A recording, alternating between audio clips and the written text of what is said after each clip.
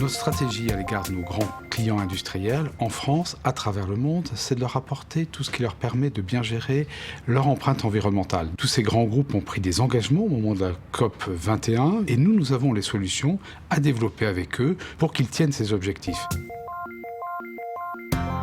On consomme de l'ordre de 50 millions de mètres cubes d'eau par an.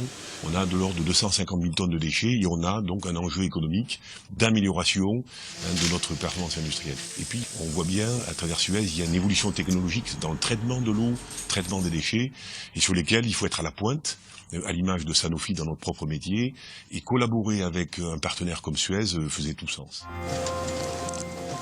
L'accord que nous avons signé en 2015 avec Sanofi est un accord cadre. Il prévoit notre intervention potentiellement sur leur site, à travers le monde. Avec eux, nous voyons s'il y a des nouvelles solutions à développer particulièrement pour eux.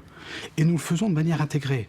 Donc c'est un partenariat où on n'est pas en train de se dire est-ce que nous avons la casquette eau ce matin, ou est-ce que nous avons la casquette déchets, ou est-ce qu'on a la casquette consulting. Non, on arrive avec toute notre force, toute notre capacité. Et ce qui est très important, c'est un accord très concret. Pourquoi ?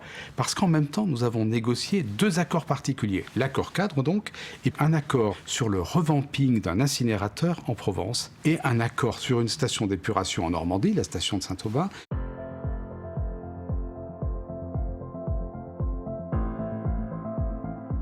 Le site de Saint-Aubin-les-Elbeuf est un site de production biochimique. On y produit des antibiotiques, des vitamines et des corticostéroïdes.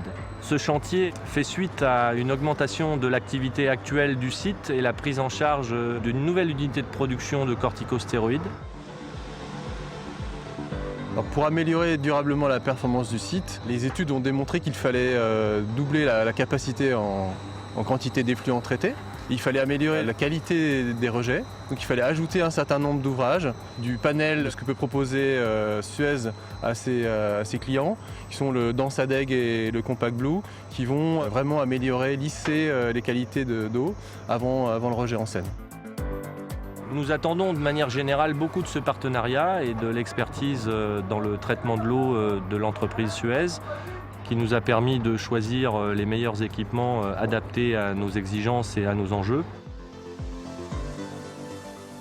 Les clés de la réussite de ce partenariat, qui est un partenariat à long terme et multi-site, il passe par la confiance, le respect et le partage.